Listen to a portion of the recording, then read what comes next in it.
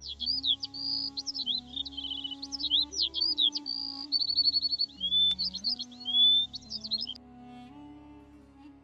छोटे से गांव में एक दीनू नाम का लड़का था जो अपनी छोटी सी दुकान में समोसे बनाकर बेचता था। उसके समोसे गांव भर में मशहूर थे और लोग उसे दीनू समोसे वाला कहकर बुलाते थे। अरे वो देखो, दीनो समोसे वाला जा रहा है। उसके समोसे बड़े मजेदार होते हैं, मैं रोज खाता हूँ। दीनू के समोसे इतने स्वादिष्ट थे कि जो एक बार खाता उसका मन बार बार खाने का करता। लोग कहते, दीनू, तेरे समोसे तो इतने लाजवाब हैं कि बस खाते ही जाएं। हर दिन लोग उसकी दुकान पर कतार में खड़े रहते।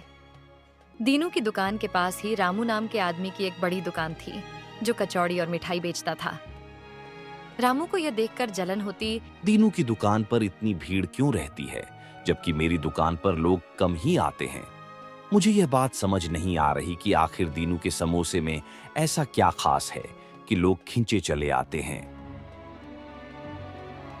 एक दिन रामू ने अपने मन में सोचा, इस दीनू का कुछ करना पड़ेगा ताकि उसका धंधा बंद हो जाए और लोग मेरी दुकान पर आएं। इसी बीच एक दिन गांव के सेठ, जिसका नाम मणिलाल था और जो दिल के बहुत ही अच्छे इंसान थे, दीनू की दुकान पर आए। सुनो दीनू, कल मेरी बेटी का जन्मदिन है। मुझे तुम्हारे समोसे बहुत पसंद हैं, इसलिए मैं तुम्हें 500 समोसों का ऑन ऑर्डर दे रहा हूं। यह सुनकर दीनू की खुशी का ठिकाना नहीं रहा। यह पहला मौका था जब उसे इतना बड़ा ऑर्डर मिला था। आप बेफिक्र रहिए सेठ जी, मैं आपके समोसे टाइम पर तैयार करके खुद आपके घर पहुंचाऊंगा। मालिक, आज आप वहां नहीं थे। सेठ मणिलाल आए और उन्होंने दीनू को 500 समोसे का ऑर्डर दिया। उसने सोचा, अगर दीनू यह ऑर्डर पूरा कर देगा तो उसकी लोकप्रियता और बढ़ जाएगी। मुझे इसे किसी भी तरह से रोकना होगा। उसने अपने नौकर से कहा, कल सुबह जल्दी से 500 समोसे तैयार कर देना। मैं देखता हूं कि दीनू का ऑर्डर कैसे पूरा होता है।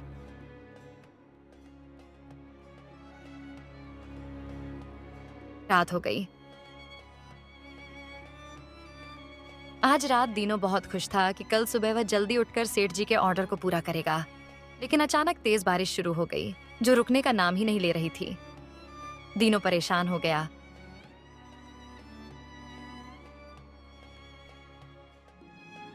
परेशानी से दीनू कभी कमरे के इस कोने में जाता, कभी उस कोने में।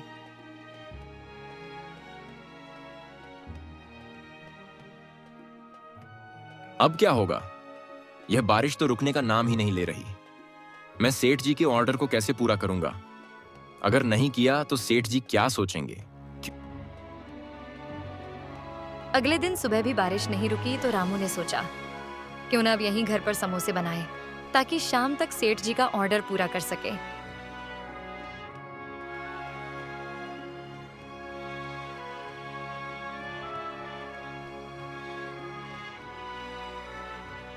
शाम होते होते जब बारिश थोड़ी थमी तो दीनू समोसे एक बड़ी टोकरी में भरकर सिर पर रखकर अपनी दुकान की ओर बढ़ने लगा। वहां रामू ने अपने एक आदमी को दीनू को देखने के लिए रास्ते में खड़ा कर दिया। मालिक, अगर दीनू दुकान आया या उसने सेठ जी का ऑर्डर पूरा कर दिया तो हम इन 500 समोसों का क्या करेंगे? तुम बेफिक्र रहो, वो कभी दुकान नहीं आएगा और कभी ऑर्डर पूरा नहीं करेगा। अब बस सेठ जी के आने का इंतजार है। सेठ जी आएंगे, देखेंगे कि दीनू यहाँ नहीं है तो वो हमारे समोसे लेकर जाएंगे। फिर गांव में हर तरफ हमारे समोसे का चर्चा होगा। लोग दीनू के पास नहीं, हमारे पास आएंगे। जब उसने दीनू को दुकान की तरफ आते देखा तो साइकिल से टक्कर मारी और सारे समोसे गिरकर खराब हो गए। अरे भाई, समोसे गिराकर कहां जा रहे हो? इसकी भरपाई तो करते जाओ। अब मैं क्या करूंगा? सेठ जी को क्या जवाब दूंगा?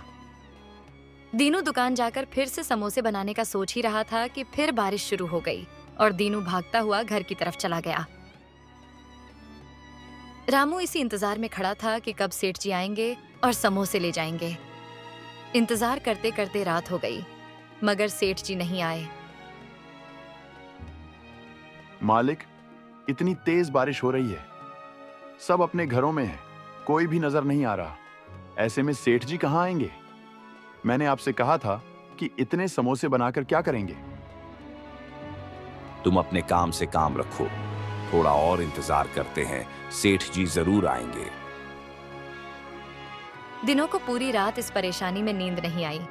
वह सोचता रहा कि उसने सेठ जी से वादा किया था, लेकिन पूरा नहीं कर पाया। उसकी वजह से सेठ जी की बेटी का जन्मदिन खराब हो गया। सेठ जी उससे बहुत नाराज होंगे। सुबह दीनू सेठ के घर की तरफ रवाना हुआ कि उससे माफी मांगे। तभी रास्ते में सेठ जी मिल गए, जो खुद दीनू के घर की तरफ आ रहे थे। दीनू कुछ बोलता कि उससे पहले ही सेठ जी बोलने लगे। अरे दीनू, मैं आप ही की तरफ आ रहा था।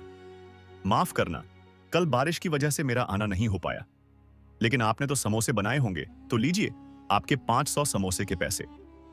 दीनू बहुत खुश हुआ और उसने सेठ जी का शुक्रिया अदा किया। इस खुशी में आज उसने दुकान न जाने का फैसला किया। दीनू की दुकान न आने की वजह से उसके खरीदार रामू के पास गए और रामू ने उन्हें कल के बासी समोसों को फिर से गर्म करके खिलाया। रामू बहुत खुश था कि आज न आने की वजह से उसके कल के सारे समोसे बिक जाएंगे और वो बड़े नुकसान से बच जाएगा।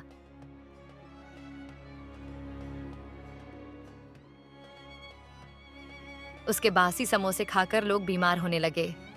बच्चे, जवान, सभी का बीमारी से बुरा हाल हो गया। सारे गांव वाले लोग जमा हो गए और सलाह करने लगे कि रामू का क्या करें। हम सब मिलकर उसे मारेंगे, क्योंकि इसके कारण हमारे बच्चे बीमार हो गए हैं। नहीं बेटा नहीं, हमें किसी को मारने का अधिकार नहीं है। हम उसे पुलिस के हवाले करेंगे, वो जाने, कानून जाने। गांव के लोग रामू पर एफआईआर दर्ज कराने थाने चले गए। हाँ जी, बताइए कैसे आना हुआ? सर, हमारे गांव में रामू नाम के एक आदमी ने हमारे बच्चों को बासी समोसा खिलाया है, जिसकी वजह से हमारे बच्चे बीमार हो गए हैं। ठीक है, तुम लोग एफआईआर दर्ज करवाओ, आगे पुलिस अपनी कार्रवाई करेगी। अगर जो तुम लोग कह रहे हो वह सच है तो फिर रामू की खैर नहीं। पुलिस ने रामू की दुकान पर ताला लगाकर बंद कर दिया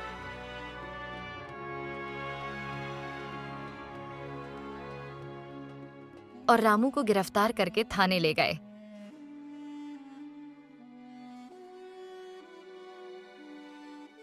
खराब चीजें लोगों को खिलाने पर रामू को जेल में बंद कर दिया।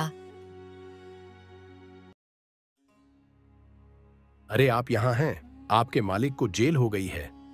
आप उन्हें निकालने की कोशिश क्यों नहीं करते? नहीं नहीं, उनकी वजह से मैं खुद को मुसीबत में नहीं डालूंगा। मैं अपने लिए कहीं और काम तलाश करूंगा। जब रामू को यह पता चला कि उसका अपना नौकर भी उसकी मदद करने को तैयार नहीं है, तब उसे एहसास हुआ कि काश वह एक अच्छा इंसान होता और लोगों के साथ अच्छे तरीके से पेश आता। दीनू को जब रामू के जेल जाने का पता चला तो उसे बहुत दुख हुआ। वह उसी समय गांव वालों के पास गया। चाचा, मैंने सुना है कि आप लोगों ने रामू पर एफआईआर दर्ज की है। मैं उसकी तरफ से आप लोगों से माफी मांगता हूँ। उससे गलती हो गई और मैं इसकी जिम्मेदारी लेता हूँ कि आगे ऐसा कभी नहीं होगा। बस आप उसे एक मौका दें। ठीक है दीनू, तुम कह रहे हो तो इस बार तुम्हारी खातिर हम एफआईआर वापस लेते हैं। गांव वालों ने एफआईआर वापस ले लिया और दीनू ने रामू को जेल से निकाल लिया।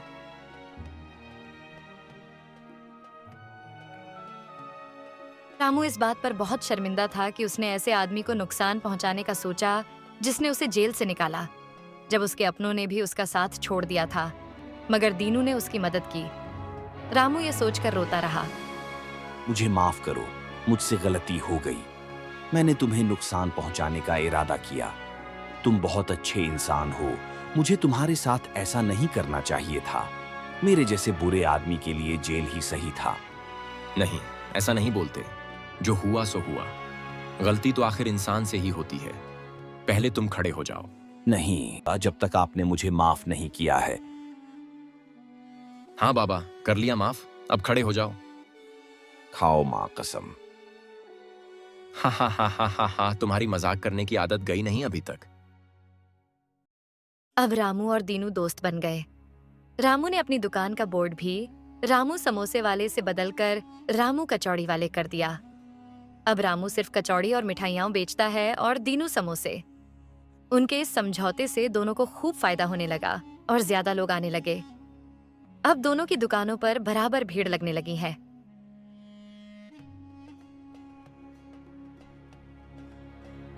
इस कहानी से हमें यही सीख मिलती है कि दूसरों की सफलता से जलना नहीं चाहिए, मेहनत करनी चाहिए, वरना अंजाम बुरा होने वाला है। मेहनत करें और दीनू जैसा अच्छा इंसान बने।